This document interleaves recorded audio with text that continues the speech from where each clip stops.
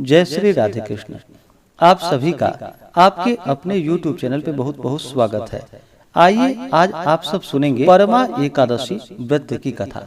आप सभी भक्तों को परमा एकादशी व्रत की ढेर सारी शुभकामनाएं। इस बार परमा एकादशी का व्रत जो कि 12 अगस्त 2023 दिन शनिवार को किया जा रहा है। परमा एकादशी के व्रत में इस दिन विशेष प्रकार से भगवान विष्णु, माता लक्ष्मी, भगवान श्री कृष्ण और भगवान विष्णु के नरोत्तम स्वरूप का पूजन किया जाता है। जो भी भक्त सच्ची श्रद्धा के साथ, नियम और निष्ठा के साथ परमा एकादशी का व्रत करते हैं, इस दिन भगवान का पूजन करते हैं, व्रत में नियमों का पालन करते हैं। इस व्रत के प्रभाव से व्यक्ति के सभी प्रकार के पापों का नाश होता है। यह भुक्ति और मुक्ति दोनों को प्रदान करने वाली है। अधिक मास की एकादशी को इसे बड़ी एकादशी के रूप में जाना जाता है। अधिक मास जो कि सभी महीनों का राजा माना गया है। अधिक मास में जितने भी पुण्य कार्य किए जाते हैं, इसका कई गुना पुण्य फल प्राप्त होता है। वहीं पे यह एकादशी का व्रत अनंत फलों को प्रदान करने वाली है। तो आइए सुनते हैं अधिक मास परमा एकादशी व्रत की कथा। अगर आप एकादशी व्रत के उपलक्ष्य में ब्राह्मण दक्षिणा, अन्नदान, वस्त्रदान आदि के लिए देना चाहते हो तो आप अपनी श्रद्धा और सामर्थ्य के अनुसार हमें डिस्क्रिप्शन में जाकर के वहां से गूगल पे, फोन पे या अकाउंट नंबर के माध्यम से आप अपनी श्रद्धा और सामर्थ्य के अनुसार हमें ब्राह्मण दक्षिणा प्रदान कर सकते हैं। तो आइए सुनते हैं परमा एकादशी व्रत की कथा। तो बोलिए प्रेम से भगवान विष्णु की जय, माता लक्ष्मी की जय, पुरुषोत्तम भगवान की जय, श्री राधा कृष्ण की जय, एकादशी माता की जय, सर्वदेवी देवता की जय। बहुत समय पहले की बात है कि एक बार भगवान श्री कृष्ण और युधिष्ठिर साथ में बैठे थे। तब युधिष्ठिर जी ने भगवान श्री कृष्ण से कहा कि हे प्रभु, हे भगवान, मल मास जो कि अधिक मास कृष्ण पक्ष की एकादशी का क्या नाम है एवं उसका क्या विधान है। हे प्रभु, आप कृपा करके हमसे बतलाइए, आपकी बड़ी कृपा होगी। भगवान श्री कृष्ण ने कहा कि हे राजन, पुरुषोत्तम मास के कृष्ण पक्ष की एकादशी का नाम परमा है। यह भुक्ति और मुक्ति दोनों को प्रदान करने वाली है। इसके करने का विधान वही है जो पद्मिनी एकादशी करने का है। प्राचीन काल में एक काम्पिल्य नाम का नगर अत्यंत ही समृद्धशाली एवं सुंदर था। उस नगर में एक धर्मात्मा ब्राह्मण अपनी स्त्री सहित निवास करता था। वह ब्राह्मण अत्यंत दीन और दरिद्र था। उसकी स्त्री परम धर्मात्मा और पतिव्रता थी। उसे जो कुछ मिले उसमें से वह अतिथियों का सत्कार कर बचा हुआ अपने पति को खिलाकर और खुद भी अनवरत उपवास कर निराहार रह जाती थी। इस प्रकार करते करते उसका स्वास्थ्य बिगड़ने लगा और वह अत्यंत दुर्बल हो गई। यह देखकर ब्राह्मण बड़ा दुखी होकर अपने को ही कोसने लगा कि जब मैं स्त्री का भरण पोषण नहीं कर सकता तो मुझे विवाह ही नहीं करना था। अपने मन में बहुत कुछ विचार सोचकर उसने अपनी स्त्री से कहा कि हे प्रिय, मेरी वजह से तुम्हें महान कष्ट भोगना पड़ रहा है। यदि मुझ दरिद्र के साथ तुम्हारा विवाह न हुआ होता तो कदाचित तुम्हारी यह दशा न होती। अब तो मुझे बताओ कि इस दरिद्रता को दूर करने के लिए मैं क्या करूं? यदि तुम कहो तो मैं अब यहाँ से कहीं अन्यत्र जाकर धन उपार्जन करने का प्रयास करूं।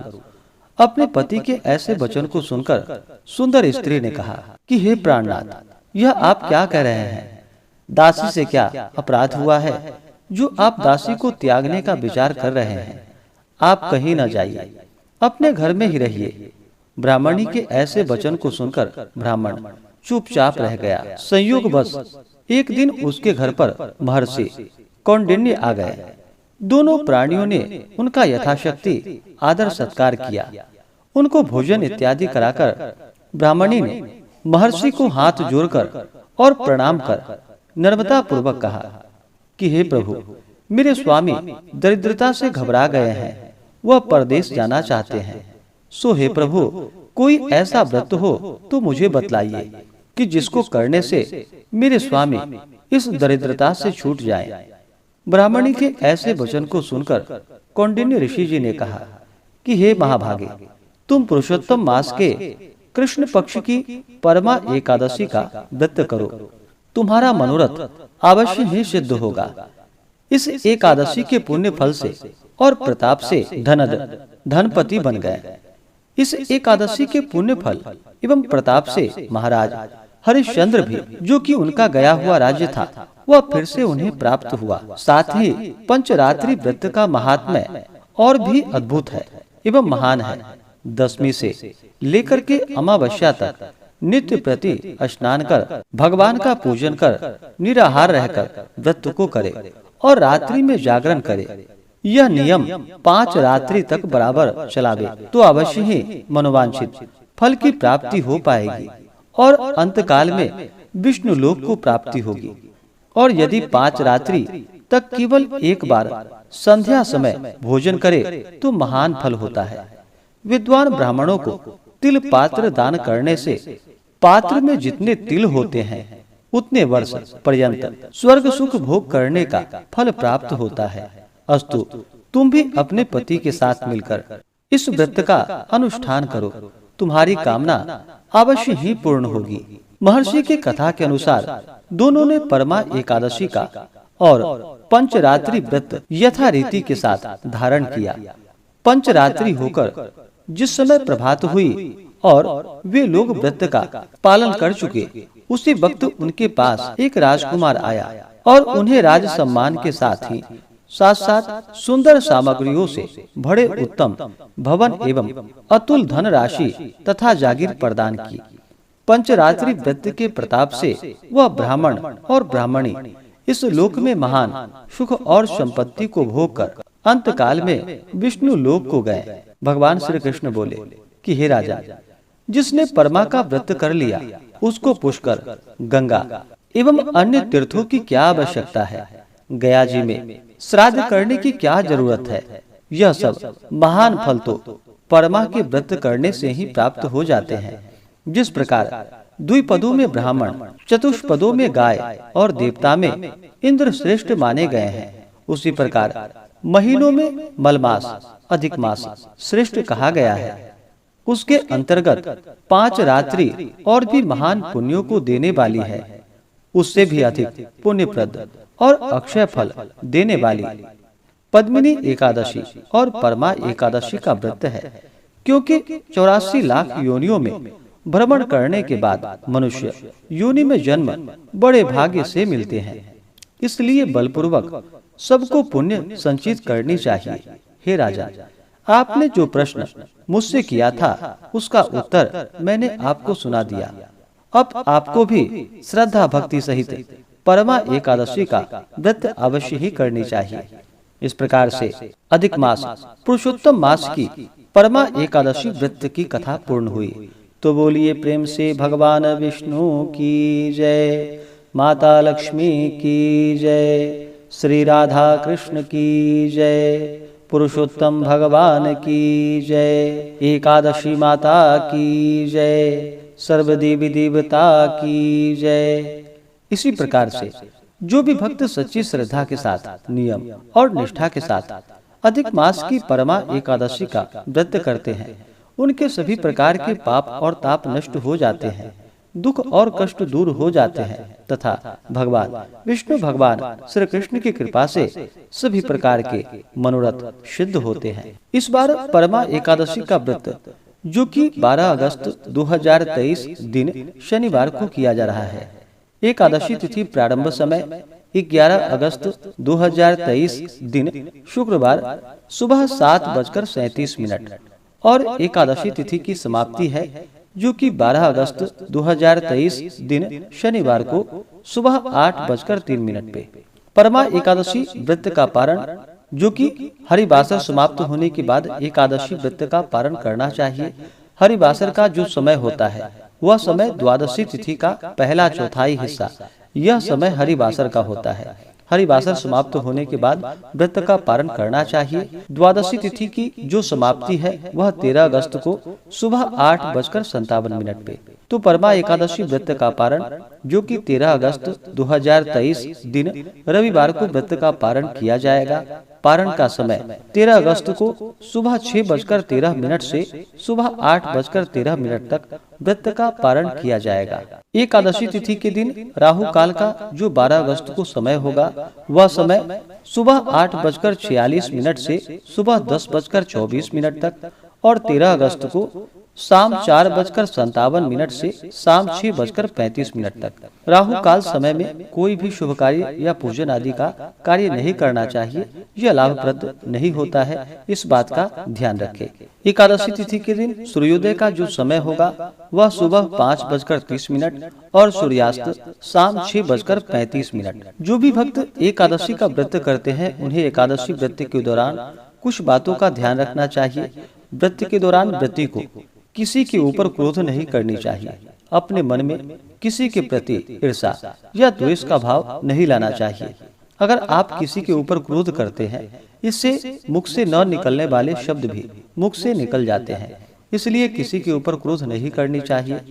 पूर्ण अपना मन भगवत चरण में अपना मन लगाना चाहिए। एकादशी व्रत के दौरान तामसिक वस्तुओं का या नशीले पदार्थों का सेवन नहीं करना चाहिए। व्रत को जहाँ तक हो सके उपवास रहते हुए धारण करना चाहिए।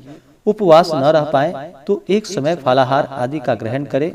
और जो भी इस परमा एकादशी व्रत में पंचरात्रि व्रत को करने वाले हैं, उन्हें अपना एक समय भोजन के लिए बना लेनी चाहिए। अगर आप प्रत्येक दिन दशमी से लेकर के अमावस्या तिथि तक शाम के समय में भगवान का पूजन संपन्न करके उसके बाद हविष्यान्न भोजन ग्रहण कर सकते हैं। हविष्यान्न भोजन में जो कि जौ, गेहूं, घृत, काली मिर्च आदि का प्रयोग करना चाहिए। एकादशी के दिन चावल ग्रहण नहीं करनी चाहिए। एकादशी